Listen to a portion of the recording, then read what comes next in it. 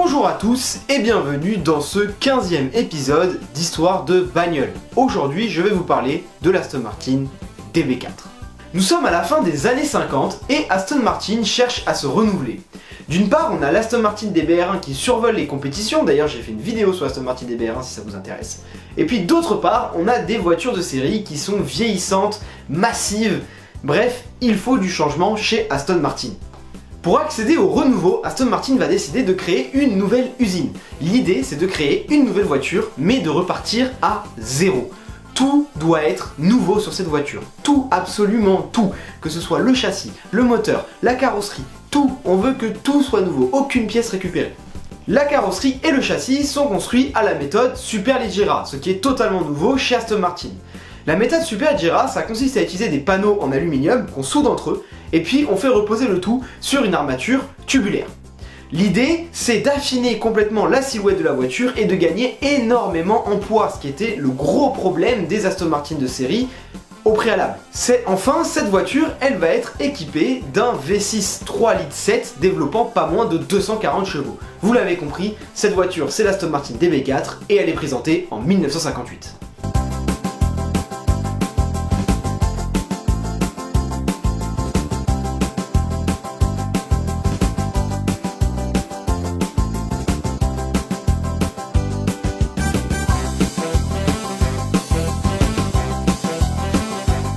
En plus de présager l'avenir de la marque en matière de design, l'Aston Martin DB4 présente des performances très intéressantes pour une voiture de série de 1958.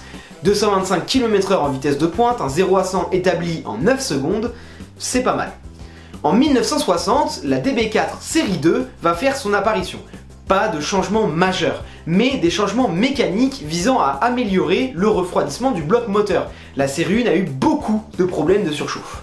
En 1961, l'Aston Martin DB4 série 3 est présentée. En fait, il s'agit tout simplement d'une série 2 avec des nouveaux feux arrière. Et là, on comprend pas trop ce qui se passe. Jusqu'à la fin de l'année 1961, donc la même année, où on va avoir la sortie de l'Aston Martin DB4 série 4, qui est tout simplement une série 3 avec une calandre avant modifiée. En fait, il s'agit d'une modification en deux temps. La série 3, il n'y a pas eu beaucoup d'exemplaires, vu que ça n'a pas duré longtemps. Et on comprend pas pourquoi faire ça. Un an plus tard, l'Aston Martin DB4 série 5 est présentée et là on va avoir le droit à de vrais changements. La voiture est allongée de 10 cm et la hauteur sous le plafond est augmentée, ce qui permet de laisser plus de place aux passagers arrière. Cette voiture, c'est une transition entre l'Aston Martin DB4 et l'Aston Martin DB5, dont je vous parlerai très certainement dans une prochaine vidéo. Il y a également deux versions dont je ne vous ai pas parlé qui sont sorties en 1961. Tout d'abord l'Aston Martin DB4 convertible. Il y a eu 70 exemplaires, c'est très peu, mais surtout j'ai pas grand chose à vous raconter car il s'agit tout simplement d'une version cabriolet de l'Aston Martin DB4.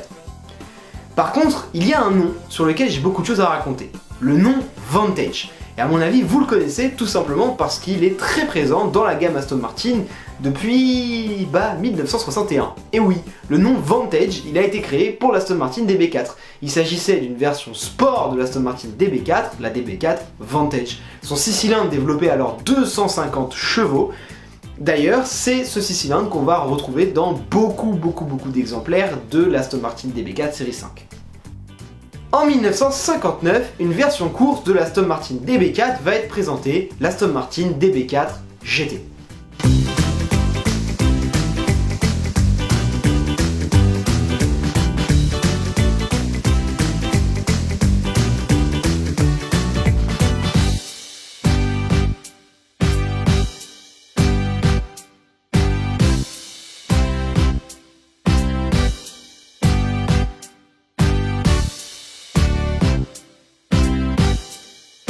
La DB4 GT est une Aston Martin DB4 Vantage avec un châssis raccourci, une carrosserie allégée et un intérieur vidé. Son moteur développe 302 chevaux, ce qui lui permet d'atteindre les 245 km/h et d'expédier le 0 à 100 en 6,1 secondes.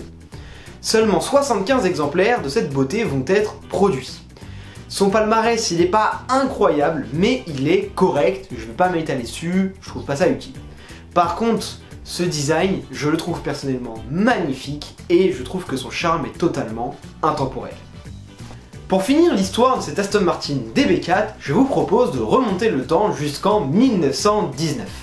Nous sommes à Milan et un monsieur nommé Ugo Zagato décide de créer son entreprise de carrosserie automobile. Son idée, elle n'est pas très compliquée, c'est d'utiliser son savoir-faire acquéri dans l'aéronautique pendant la Première Guerre mondiale pour créer des carrosseries légères, avant-gardistes et aérodynamiques. Dans les années 30, Zagato va connaître un essor incroyable grâce à ses collaborations avec Alfa Romeo. Après la Seconde Guerre mondiale, Zagato va carrosser des Ferrari, des Maserati, des Lancia, des Abarth, etc., etc., etc. En 1960, Aston Martin et Zagato vont présenter ensemble l'Aston Martin DB4 GT Zagato.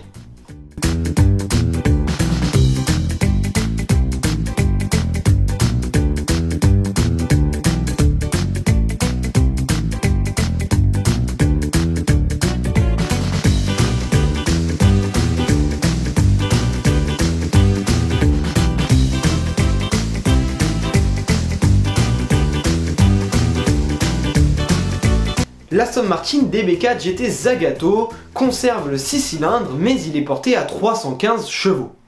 Seulement 19 exemplaires vont être produits, cependant l'impact de ce modèle sur la marque va être extrêmement important.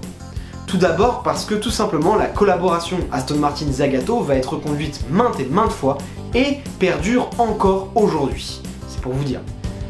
Ensuite, elle est considérée comme l'une des plus belles voitures au monde par beaucoup de passionnés et elle est considérée comme une des voitures, voire la voiture la plus mythique de chez Aston Martin.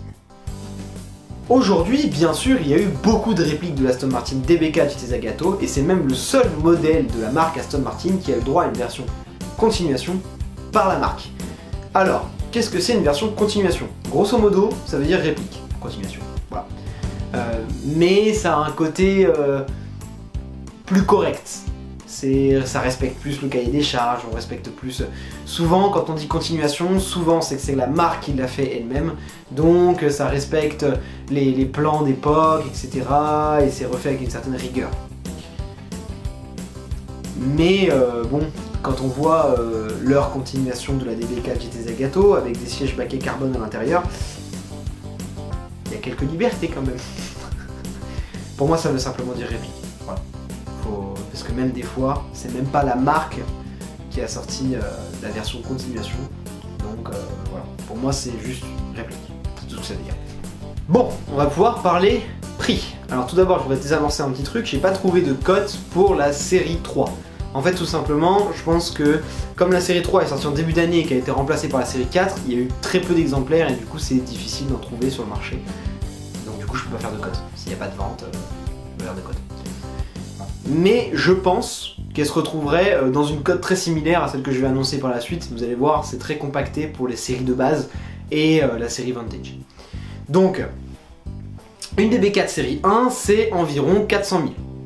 Une DB4 série 2, c'est entre 300 et 500 000. Une DB4 série 4, c'est 450 000.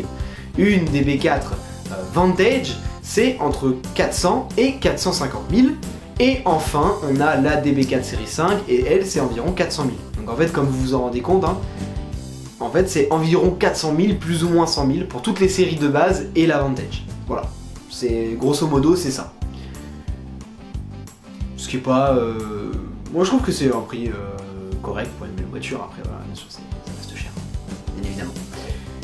Mais on peut passer à des prix beaucoup plus affolants. Hein.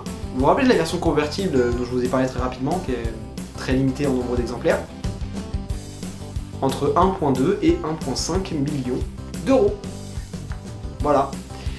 Ensuite on a la version GT, qui a couru en course. Comme vous le savez, quand on a couru en course, bah, il y a une histoire. Qui dit histoire dit on augmente les prix, entre 3,5 et 4 millions d'euros. Ouais. Enfin, il y a la DB4 GT Zagato, entre 12 et 15 millions d'euros. Voilà. Donc désolé, hein, si vous voulez en avoir une, ça va être compliqué. Bah, déjà, il n'y en a que 19 dans le monde, puis ensuite vous en avez 15 millions d'euros. Hein. Déjà, si vous arrivez à avoir une DB4 normale, c'est pas mal.